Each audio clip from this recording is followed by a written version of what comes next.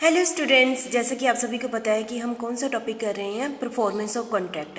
मैंने आपकी last video में मैंने आपके साथ डिस्कस कर लिया परफॉर्मेंस ऑफ कॉन्ट्रैक्ट किसे कहते हैं और उसका ओवरव्यू पूरा बता दिया कि इस चैप्टर में हम क्या क्या डिस्कस करेंगे। तो हमने थोड़ा सा पिछले वीडियो में स्टार्ट कर दिया था। तो उसमें हमने पहला पॉइंट क्या किया था, obligation of parties to contract under section 37 कि दोनों पार्टीज क्या करती हैं, अपनी ऑब्लिगेशन पूरी करती हैं। उसमें 2 पॉइंट थे, क्या थे, एक्चुअल परफॉर्मेंस, ये आपको पता ही है कि दोनों पार्टियों ने अपना अपना काम कर दिया तो वो दोनों ही, उनकी ऑब्लिगेशन खत्म होगी, वो दोनों ही फ्री होगी।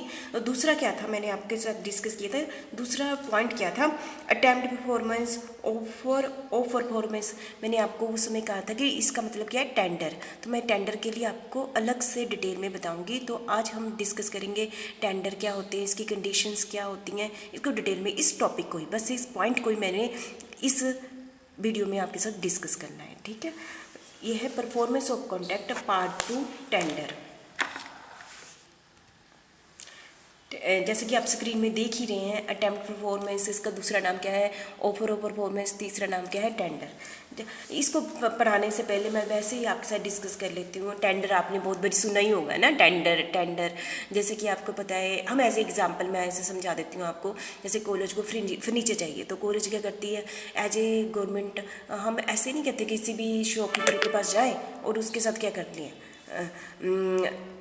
शॉपकीपर के पास जाए और उसके साथ क्या कर लें कि जो आप हमें फर्नीचर दे दो और पैसे ले लो। ऐसा नहीं कर सकते, हमें पहले काफ़ी सारे शॉपकीपर से लेना पड़ता है, कि उनसे डाटा मंगवाना पड़ता है। तो कि हम फिर देखेंगे कि किसका कम रेट है, किसकी क्वालिटी अच्छी है, उसके बेस पर कॉलेज वाले डिसाइड करते हैं, इनसे ले लेते हैं। ठीक है, इस सारे प्रोसेस को हम क्या कहते हैं, हमने परचेज कैसे की है, बाय टेंडर से की है। तो हम क्या करते हैं, कॉलेज वाले एक न्यूज़पेपर में एक एडवर्टाइजमेंट दे देते हैं कि क्या एडवर्टाइजमेंट देते हैं कि हमें कॉलेज के लिए फर्नीचर चाहिए, और हम उसकी पूरी डिटेल दे देते हैं। जो भी इंटरेस्टेड पार्टी होगी, पार्टी मतलब कोई भी शॉपकीपर या जो सप्लाई करता है इंटरेस्टेड होगा, वो अप्लाई कर दे और उसकी डिटेल भेज दे, क्वालिटी, क्वांटिटी और हर जो भी डिटेल भेज दे। ठीक है, तो बहुत सारे शॉपकीपर जो इंटरेस्टेड है वो चाहते हैं कि हमारा बल्क में सामान कॉलेज को जाएगा तो हमें बहुत सारा प्रॉफिट होगा। सारे अपने वो एक एडवर्टाइजमेंट की डिटेल पढ़ लेते हैं और हर एक पॉइंट का अपनी क्वालिटी, क्वांटिटी और किस प्राइस पर देंगे वो सारा डिटेल में लिख लेते हैं, और कॉलेज वाले हमें एक्सेप्ट कर लेते हैं। तो उनमें सभी का हम डिस्कस करते हैं, हमारी कमेटी होती है, वो डिटेल में देखती है, वो जिसका हमें कम रेट लगेगा, जिसकी क्वालिटी अच्छी लगेगी, जिस पर हम विश्वास कर सकते हैं, उसको हम क्या कर देंगे, उसको हम एक्सेप्ट कर लेंगे। तो आप सारा एक पिक्चर जैसी आपकी तो बन गई है ना। तो मेरे यहाँ पर एग्जांपल देने का मकसद ये था, तो आपके माइंड में ये क्लियर करना कि प्रोमाइजर कौन होता है और प्रोमाइजी कौन होता है, ऑफरर कौन होता है और ऑफरी कौन होता है। तो जैसे कि मैंने आपको एक टॉपिक पहले भी कराया था, invitation to offer and acceptance कराया था ना। तो मैंने यहाँ कहने का मतलब है, जो हमारे शॉपकीपर हैं, जिन्होंने जो शॉपकीपर है ना, वो क्या है, प्रोमाइजर है। वो क्या है, प्रोमाइजर है, क्योंकि ऑफर उनकी तरफ से आई है। ठीक है, हम कॉलेज वालों ने सभी के खोले और एक को क्या कर दिया, एक्सेप्टेंस दे दी, बाकियों को क्या कर दिया, रिजेक्ट कर दिया। जो एक्सेप्टर होता है, हम कॉलेज वाले क्या है, एक्सेप्टर, प्रोमाइजी हैं, वो क्या है, शॉपकीपर क्या है, प्रोमाइजर है। ठीक है, तो आप सभी को पता चल गया। बस मैंने ये कहना था कि टेंडर की आपको एक ओवरऑल बताना था कि टेंडर क्या होता है। फिर भी अब हम सेक्शन और इस बुक पर आ जाते हैं। According to this book, according to under section 38 में डेफिनेशन दी हुई है किसकी, टेंडर की, है ना। कि जैसे कि आप स्क्रीन पर भी देख रहे हैं, when the promisor offer to perform his obligation under the contract at a proper time. जब प्रोमाइजर ऑफर टू परफॉर्म, जब वो खुद ही कहता है, वही खुद ही कहता है ना, प्रोमाइजर को, इस समय शॉपकीपर वो खुद ही कहता है कि मैं परफॉर्म करूँगा इस टाइम पर और इस प्लेस पर, but the promisor does not accept the performance. यदि प्रोमाइजी कौन है, कॉलेज वाले, does not accept the performance, the tender has said to be made. ठीक है, तो दूसरी इसने कि effect of refusal to accept tender according to section 38 where the promisor has made an offer of performance but the promiser does not accept it, the promiser is not responsible for the non performance। तो प्रोमाइजर कौन है, shopkeeper, तो वो भी responsible नहीं है यदि हम उसको रिजेक्ट कर देते हैं। जैसे मैंने रिजेक्ट कर दिया उसका टेंडर, तो वो थोड़ी रिस्पॉन्सिबल है कि कॉलेज को सप्लाई करे फर्नीचर, है ना। बस इसमें ये कहा गया है। ठीक है, तो मतलब सिंपल शब्दों में आपको कह दूँ, promisor is willing to perform is contractual liability. कौन बिलिंग है करने के लिए? प्रोमाइजर। प्रोमाइजर कौन है? शॉपकीपर। बिलिंग है कि मैं अपनी परफॉर्मेंस दूंगा, ठीक है। और promisor make an offer of performance to the promisor, किसको देती है? प्रोमाइजी मतलब कौन है? हम इसमें कॉलेज वाले। और सच an offer of performance is made at the proper place and proper time, और उसमें क्या आप मेंशन किया हुआ है? इस प्लेस पर और इस टाइम पर करेंगे।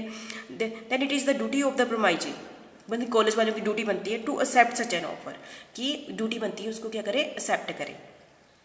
रिजेक्ट कर दी तो अलग बात है, यदि एक्सेप्ट कर लिया तब भी लाइबिलिटी अराइज होगी। If the promisee does not accept the offer the promisor is not liable, यदि कॉलेज वाले ने एक्सेप्ट नहीं किया उसका टेंडर, तो वो भी शॉपकीपर भी, जो हम एक का ही एक्सेप्ट करेंगे ना, बाकियों का रिजेक्ट कर देंगे, जो जिनका रिजेक्ट कर दिया वो भी लाइबल, उनकी भी लाइबिलिटी उसी समय खत्म होगी। यहाँ पर ये कहने का मतलब है, ठीक है। तो अब हम स्क्रीन पर आ जाते हैं, स्क्रीन का डिस्कस कर लेते हैं। मतलब कि यहाँ पर मैंने तीन टाइटल लिए हैं। टेंडर को हम 3 टाइटलों में बात करते हैं, attempt performance, offer of performance, और थर्ड क्या है? टेंडर। इन सभी का मतलब, ठीक है। हम फिर हम कहते हैं when a person who is bound under a contract by law to perform a certain act, मतलब लॉ के अंडर वो एक एक्ट परफॉर्म करता है। कौन करता है? शॉपकीपर। यहाँ पर मैंने ये लिया, वो पर्सन ले लिया। Inform the promisee of his intention to perform his obligation, वो कॉलेज वालों को अपनी इंटेंशन भी बताता है कि मैंने परफॉर्मेंस देनी है। Such offer is known as tender, इस टाइप की ऑफर को हम क्या कहते हैं? टेंडर कहते हैं। और सेक्शन 38 क्या कहता है? An offer by the promisor, promisor कौन है? To perform, shopkeeper. Promisor to perform his obligation in a tender is deemed to be equivalent to tender, deemed to equivalent to tender के बराबर है। Essential of a valid tender, मतलब कि एक valid tender के लिए क्या कंडीशन है? अब आपको पता चल गया टेंडर किसे कहते हैं। अब आपको पता है कि जब अब आपको टेंडर का मीनिंग पता चल गया, इसका मतलब उसकी कंडीशनें भी सारी पता चल गई। लेकिन अकॉर्डिंग टू सेक्शन हम डिस्कस कर लेते हैं। सेक्शन 38 आपके माइंड में आप एक पिक्चर सी बन गई टेंडर, एक वो शॉपकीपर कॉलेज की एक पिक्चर बन गई टेंडर क्या होता है। और हम कौन से सेक्शन में इसको डिस्कस करेंगे? हम सेक्शन 38 को डिस्कस करेंगे। जैसे कि आप स्क्रीन में देख रहे हैं सेक्शन 38, मतलब कि हमें tender must B unconditional. Section 38 tender must B unconditional. मैं ज़्यादा नहीं आपको और एग्जांपल नहीं दूंगी। अब आपको पता चल गया कॉलेज वालों ने एडवर्टाइजमेंट दे दी, चाहे ऑफरर कौन है ऑफरर? शॉपकीपर है, पर उस पर कोई भी कंडीशन नहीं लगाएगा, ठीक है। क्योंकि पहले रूल्स एंड रेगुलेशन बना दिए ना, किसने बना दिए? चाहे इन्विटेशन, कॉलेज वालों ने क्या किया था? इन्विटेशन टू ऑफर किया था। जो ऑफर कौन दे रहा है? प्रोमाइजर कौन है इस समय? वो शॉपकीपर है। तो शॉपकीपर जो भी करेगा टेंडर मस्ट बी अनकंडीशनल, वो क्या होनी चाहिए? Unconditional. Where a promisor attach a condition, यदि प्रोमाइजर कौन है? वो shopkeeper. Attach a condition to an offer of performance, it is said to be a conditional offer, it is a conditional offer of performance. But a valid tender क्या होना चाहिए? Unconditional होना चाहिए। Valid tender के लिए जरूरी क्या है? अनकंडीशनल। वो शॉपकीपर कोई भी कंडीशन नहीं लगा सकता है। तो मुझे लगता है ये पॉइंट आपको क्लियर हो गया होगा। नेक्स्ट पर चलते हैं। परफॉर्मेंस शुड बी प्रोमाइजर, किसने परफॉर्मेंस देनी है? प्रोमाइजर ने देनी है। हमारे इस समय प्रोमाइजर कौन है? शॉपकीपर। तो परफॉर्मेंस कितने ने देनी है? पहले प्रोमाइजर ने देनी है। मतलब कि यहाँ पर हम यहाँ पर पहुँच गए हैं कि वो एक ऐसा शॉपकीपर है जिसके कॉलेज वालों ने हाँ कर दी हुई है, ठीक है। तो वो शॉपकीपर क्या है? प्रोमाइजर है। और कॉलेज वाले क्या है? प्रोमाइजी हैं। परफॉर्मेंस शुड बी प्रोमाइजर और एथोराइज्ड पर्सन, और कौन है?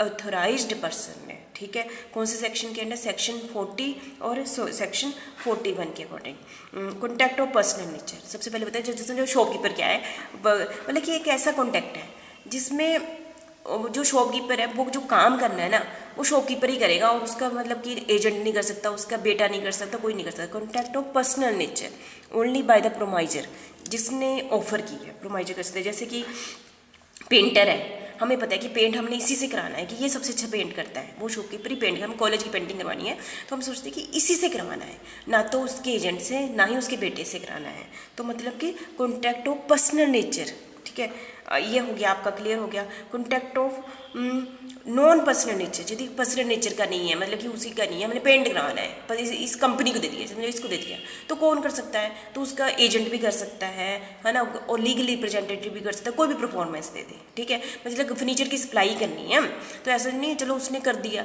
तो फर्नीचर की सप्लाई उस दिन वो नहीं था तो आके उसका एजेंट दे जाए या उसका लीगल रिप्रेजेंटेटिव दे जाए, तो दोनों ही कंडीशन में हमें एक्सेप्टेबल होगा। लेकिन जिस केस में क्या है, पर्सनल नेचर हो जाएगी तो वो खुद उसकी परफॉर्मेंस चाहिए। यदि वो पर्सनल नेचर का कॉन्टैक्ट नहीं है, मतलब नेचर ऑफ कॉन्टैक्ट देखना ना, यदि तो उसका एजेंट भी कर सकता है और लीगल रिप्रेजेंटेटिव भी कर सकता है। तो मुझे लगता है कि ये समझ आ गया होगा कौन से सेक्शन के अंडर है। सेक्शन 40 मैंने आपके सामने डिस्कस किया। अब है थोड़ा सा पॉइंट एक अलग सा आपके माइंड में थोड़ा सा अलग सा नया पॉइंट हम डिस्कस कर लेते हैं। Effect of accepting performance from A third party. जैसा कि हम कॉलेज वाले कहते हैं, ठीक है, हमने तो मिस्टर बी को सिलेक्ट किया था, सारे सभी ने अप्लाई किया था। टेंडर हमने किसके किया था? मिस्टर बी के साथ किया था। पर मिस्टर बी कहता है कि कोई बात नहीं, मैं अभी आज यहाँ पर नहीं हूँ, तो जो परफॉर्मेंस है वो मेरा फ्रेंड कर देता है, फ्रेंड को ना सी कर देता है। तो कॉलेज वाले कहते हैं ठीक है कोई बात नहीं, वो परफॉर्मेंस दे दे। तो थर्ड पार्टी कौन हुई? उसका फ्रेंड सी, है ना, वो थर्ड पार्टी। तो अकॉर्डिंग टू यदि कॉलेज वालों ने एक बार एक्सेप्ट कर दिया, हाँ कोई बात नहीं ये परफॉर्मेंस दे दे, अब वो वैलिड मानी जाएगी। लेकिन यदि कॉलेज वालों ने हाँ नहीं की हुई थी, नहीं करते, नहीं जी हमने तो तेरे से ही काम कराना है ना, तो उसी से काम कराना है, फिर थर्ड पार्टी तो इन्वॉल्वमेंट नहीं होगी। यदि हम कहते हैं, कॉलेज वाले कहते हैं कोई बात नहीं, एक बार कॉलेज वालों ने बोल दिया कोई बात नहीं, आपका फ्रेंड ही दे दे, तो उसके बाद वो वैलिड माना जाएगा, ठीक है, अकॉर्डिंग टू सेक्शन 41, ठीक है। लेकिन शर्त क्या है? वो पर्सनल नेचर की नहीं होनी चाहिए, ठीक है। एक बार उसने हाँ कर दी, कॉलेज वालों ने हाँ कर दी, waive of his right of performance, तब वो तो आप समझ गए ना, हम तो ज़्यादा डिटेल में बताऊंगी। तो सेक्शन 41 ये कहता है, ठीक है। Devolution of joint right and liability, section 42, 43, 44 and 45। Devolution, है ना, तो मैं इसको डिटेल में आप पढ़ेंगे तो मैं समझा दूँगी। जैसे कि इसको ओवरऑल मैं आपको पहले बता देती हूँ। चाहे हो सकता है कि कॉलेज वाले, काफ़ी सारे कॉलेज वालों ने इकट्ठे कॉन्टैक्ट दे दिया हो, है ना, अंब कॉलेज, दौलतपुर कॉलेज, उन्ना कॉलेज इकट्ठे हो गए, तो हमारे पास कितने सारे प्रोमाइजी हो गए, प्रोमाइजी काफ़ी सारे होंगे, और इकट्ठे हमने मिस्टर बी को दे दिया था कॉन्टैक्ट, ठीक है। तो हमारे पास प्रोमाइजी कितने हैं? इतने सारे कॉलेजेस, और प्रोमाइजर कौन है? वो एक मिस्टर बी, ठीक है। दूसरी हम एग्जाम्पल ले लेते हैं कि हमारे पास जो प्रोमाइजर है जिन्होंने कॉलेज में सप्लाई करनी है, वो इकट्ठे मिलके दे रहे थे।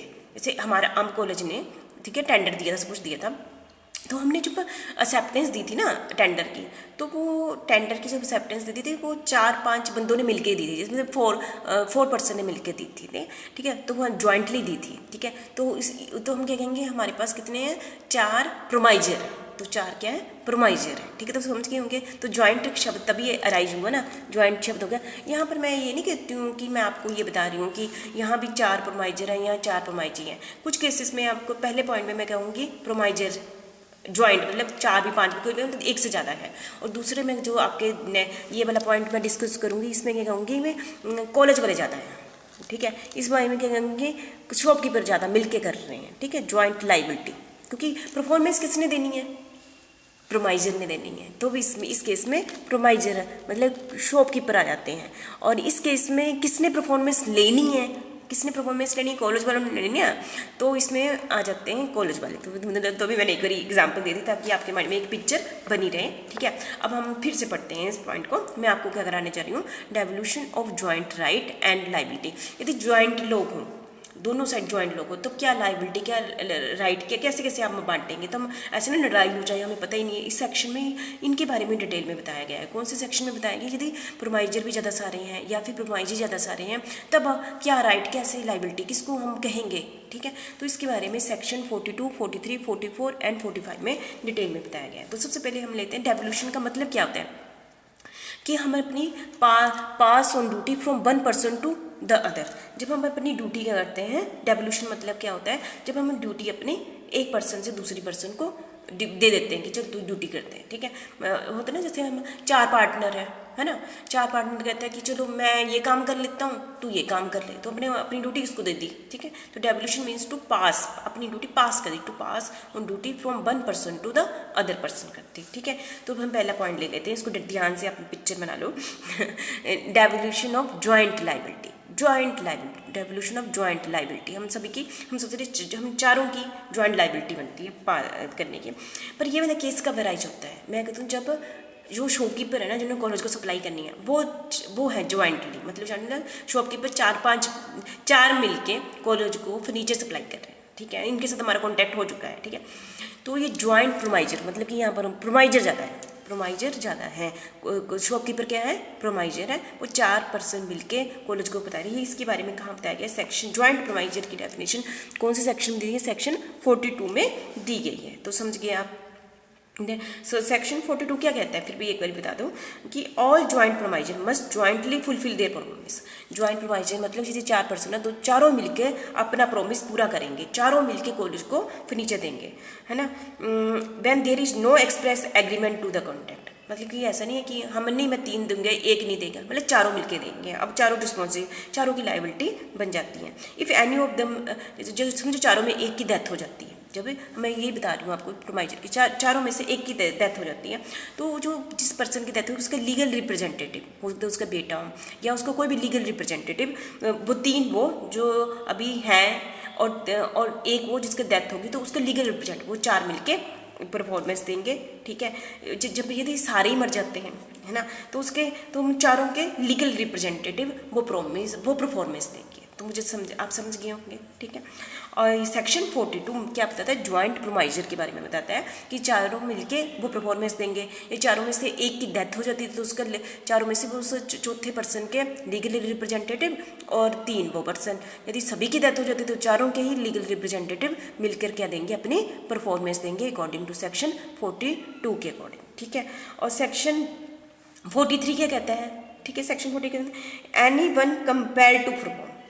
सेक्शन 41 क्या कहते हैं कि when a joint promise is made by the joint promisor and there is no express agreement to the contract, यदि उनके यहाँ तक होता है ना कि आपस में कोई भी कॉन्टैक्ट नहीं किया, नो एक्सप्रेस, द प्रोमाइजी कौन, कॉलेज वाले can compel any one, college वाले जिसमें 4 पर्सन है ABCD, तो कॉलेज वाले A को भी कह सकते हैं तू परफॉर्मेंस आके दे दे, कॉलेज वाले B को भी कह सकते हैं, C को भी कह सकते हैं, D को भी कह सकते हैं, इकट्ठे भी कह सकते हैं, अलग अलग भी कहेंगे तब भी वैलिड माना जाएगा। मतलब any one compare to perform, any one मतलब ABCD, कॉलेज वाले A को कहते हैं तू आके कर दे, B को कर दे, या एनी वन है, एनी वन बोलो ना मैंने, तो आप समझ गए होंगे, ठीक है। राइट ऑफ कंट्रीब्यूशन, है ना, राइट ऑफ कंट्रीब्यूशन का मतलब होता है ज्वाइंट प्रोमाइजर जो हमारे शॉपकीपर है who was compelled to perform the whole promise has a right against the other joint promisor. मतलब कि मेरे कहने का मतलब यहाँ पर है राइट ऑफ कंट्रीब्यूशन का मतलब है, हो सकता है ABCD थे, A ने सारी परफॉर्मेंस दे दी, ठीक है।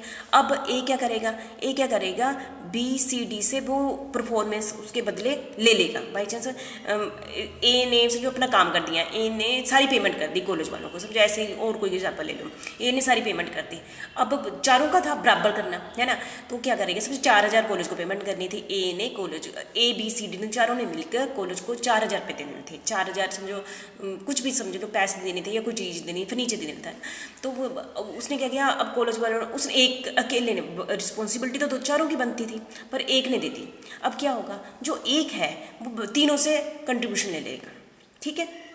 जैसे चारों का 1,000 रुपया बनता था ना, पर उसने A ने क्या किया 4000 कॉलेज को दे दिया। अब वो क्या करेगा 1,000 रुपया जो 3 रह गए हैं उनसे 1,000 रुपया ले लेगा, राइट ऑफ कंट्रीब्यूशन उसको लेने का अधिकार है, ठीक है।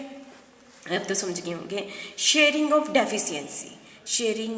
डेफिशिएंसी मतलब जैसे कि ABCD है, ठीक है, एक ने डिफ़ॉल्ट कर दिया, मतलब कि या इंसॉल्वेंट हो गया, कुछ भी लॉस हो गया, एक तो निकल गया, डिफ़ॉल्ट हो गया एक के कारण, तो वो जो लॉस हुआ है एक के कारण, वो जो 3 बच गए हैं उनको बियर करना पड़ेगा। शेयरिंग ऑफ डेफिशिएंसी, समझ गए मेरी बात, मतलब ये नहीं है कि प्रोमाइजी को लॉस बियर करना पड़ेगा, कॉलेज वालों को लॉस बियर करना पड़ेगा। यदि ABCD में D का डिफ़ॉल्ट हो गया, उस डिफ़ॉल्ट की पेमेंट कौन करेगा, ABC करेगा। यदि D ने डिफ़ॉल्ट किया है ABC करेगा, वो तीनों शेयर करेंगे। शेयरिंग ऑफ डेफिशिएंसी, ज्वाइंट में लाइबिलिटी ऐसी बनती है, ठीक है। तो मतलब कि ज्वाइंट केस में कॉलेज वाला नहीं, कॉलेज को तो अपना काम पूरा चाहिए, प्रोमाइजी है ना वो, तो डेवल्यूशन ऑफ ज्वाइंट लाइबिलिटी मैं फिर से एक बार रिपीट कर देती हूँ, तब अराइज होती है जब हमारे पास प्रोमाइजर ज़्यादा होते हैं, मतलब कि 4-5 लोग मिलके फर्नीचर अब सप्लाई कर रहे हैं। सेक्शन 42 कहता है और सेक्शन 43 कहता है कि कॉलेज वाले एक को भी कह सकते हैं, ठीक है। और यदि एक ने कर दी है, एक को भी कंपेल कर सकते हैं, यदि एक ने कर दी है तो जो एक बाकी तीनों से भी ले सकता है कंट्रीब्यूशन, और यदि एक ने बड़ी ज़्यादा गड़बड़ कर दी, डेफिशिएंसी हो गया, तो तीनों को उस लॉस को बीर करना पड़ेगा, ठीक है। तो मुझे लगता है आप समझ गए होंगे, ठीक है। थोड़ा सा एक नेक्स्ट पॉइंट है, एक्स्ट्रा पॉइंट नोट जैसा, effect of release of one of the joint promisor, जैसे कि कॉलेज वाले है ना। हमें कॉलेज वालों ने कॉन्टैक्ट किया था ना शॉपकीपर के साथ, 4 बंदों के साथ ये भी से ठीक है।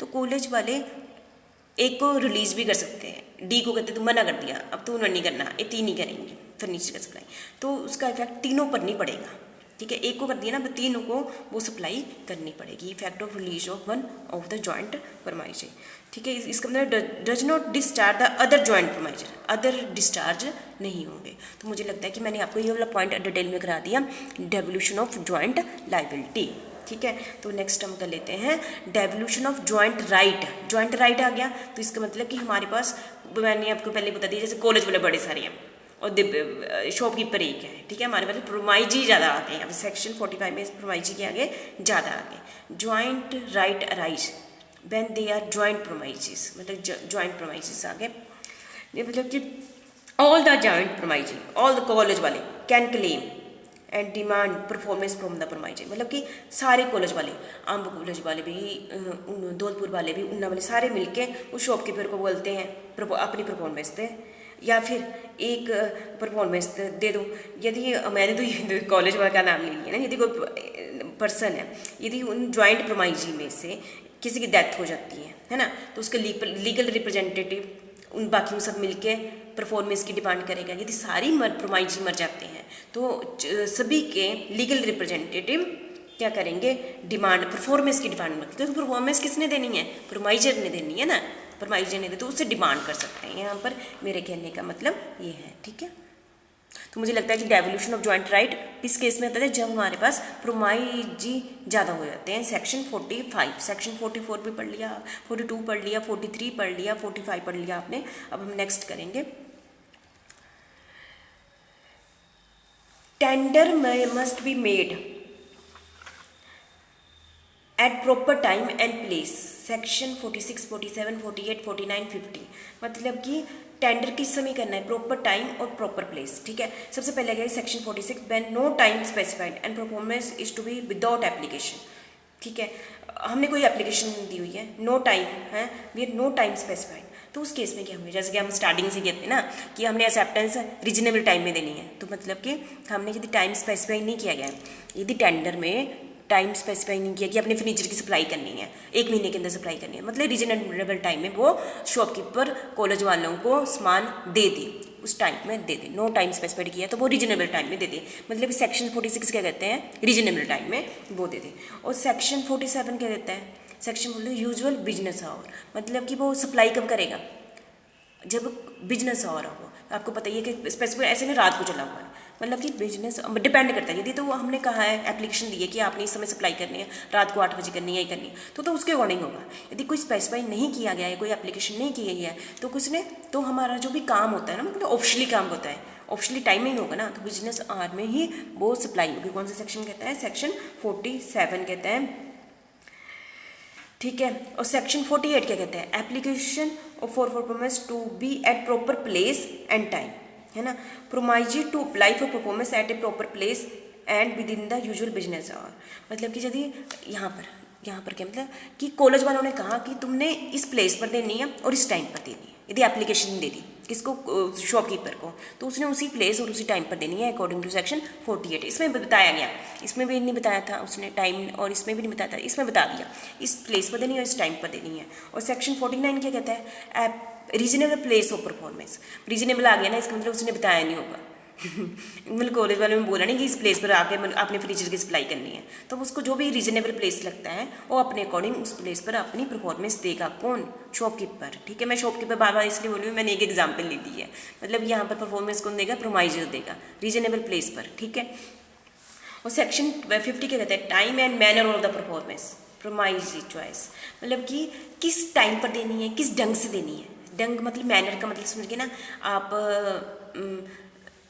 मैनर मतलब इस सिस्टम से देनी है, वो किसके अकॉर्डिंग होगी, प्रोमाइजी के अकॉर्डिंग होगी, ठीक है। तो उसी मैनर से, उसी स्टेप के अकॉर्डिंग दी जाएगी अकॉर्डिंग टू सेक्शन 50। तो मुझे लगता है सारे पॉइंट समझ गए होंगे, बस याद ही करना है, इसके सेक्शन याद करने हैं, अंदर का मटेरियल तो आपको याद ही है, ठीक है। यदि टाइम स्पेसिफाई ना हो तो रीजनेबल टाइम, ये तो आपको पता ही है ना, पर अपने सेक्शन याद करना है, सेक्शन 46। और बिजनेस आवर में करना है, मतलब ये बिजनेस आवर मतलब कि इसमें टाइम स्पेसिफाई नहीं किया गया 5 बजे करना, 2 बजे करना। यूजुअली ये बनता है कि हमने सप्लाई इसमें बिजनेस आवर में करनी है, 47 हो गया। ये 48 थोड़ा अलग था, इसमें क्या है उसने बोला है इस प्लेस पर, इस टाइम पर, तो सेक्शन 48 बोलता है। और रीजनेबल जहाँ पर शब्द इसमें बोला नहीं होगा तो रीजनेबल टाइम प्लेस पर हमने कर देनी है। तो मुझे लगता है ये आप समझ गए होंगे। नेक्स्ट कर लेते हैं फटाफट। Tender must be for the whole debt. Tender must be whole debt मतलब क्या है, the a creditor is not bound to accept a smaller sum of the actually due, मतलब कि जैसे कि हो सकता है कि डेटर है, क्रेडिटर को 5,000 रुपये देना है, डेटर ने क्रेडिटर को 5,000 देना है, वो अभी क्या करता है 4,000 देता है ना। तो ऐसा नहीं है कि अब क्रेडिटर के पास राइट है कि वो मना करते हैं, वो ये कहते हैं कि मैंने नहीं 4,000 रुपये लेना, अभी मैंने तो इकट्ठे लेने 5,000 रुपये, तो ये वैलिड माना जाएगा, ठीक है। A tender made of the lesser amount, है ना, any express agreement for the same in the contract is not a valid tender which the creditor may refuse to accept, मतलब मना कर सकता है, ठीक है। मतलब मैंने एग्जाम्पल छोटी सी ले ली कि उसने 5,000 रुपये देने थे, लेने वाला कहता है कि मैंने 4,000 नहीं लेने, मैंने तो पूरे 5,000 रुपये लेने हैं, तो मना कर सकता है, उसके पास राइट है, ठीक है। अब तो समझ गए होंगे tender must be for the whole debt, ठीक है। नेक्स्ट है हमारा tender must give reasonable opportunity in tender of the goods. यदि गुड्स मतलब है यदि टेंडर दिया गया है और जो शॉपकीपर कॉलेज वालों को फर्नीचर दे रहे हैं, तो कॉलेज के पास ये राइट है टेंडर में कि अपॉर्चुनिटी है कॉलेज के वालों के साथ, वो जाए, वो सारा फर्नीचर देखें, प्रॉपर चेकिंग करें, जैसे कि वो क्या है वैसा ही है जैसा उसने कहा था, तो उसके पास अपॉर्चुनिटी है, ठीक है। तो मुझे लगता है समझ गए होंगे। और टेंडर ऑफ मनी, ठीक है, टेंडर ऑफ मनी का मतलब ये है जो भी सप्लाई में पैसा भी पेमेंट भी करनी है ना, वो करेंसी करंट करेंसी होनी चाहिए, वो कॉइन ऑफ द कंट्री होनी चाहिए। ऐसा नहीं कि मैं कहूँगी चलो जी मैंने ले लिया किसी दूसरे ऐसी कंट्री का दे दी जो चलता ही नहीं हो, है ना, मतलब कि वैसे ही कॉइन देने जो करंट चलते हों, पेमेंट वैसे ही करनी है, ठीक है। सिंपल वर्ड में debtor can not pay money in some other form other than the legal currency of a country, जो हमारे इंडिया की लीगल करेंसी हो उसके अलावा वो पेमेंट नहीं कर सकता, डेटर को पेमेंट वैसे इंडियन करेंसी में करनी पड़ेगी। If when a debtor pay cheque creditor is not bound to accept, यदि वो चेक करता है तब भी वो मना कर सकता है, because cheque is a conditional payment है। लेकिन आजकल चलते हैं चेक पर, generally nowadays making payment by cheque और by money order is considered a wise man's decision and is accepted in business as well as, ठीक है। तो मुझे लगता है कि आप टेंडर अच्छे से समझ गए होंगे, ठीक है। तो ये हो गया हमारा। Thank you very much, thank you very much.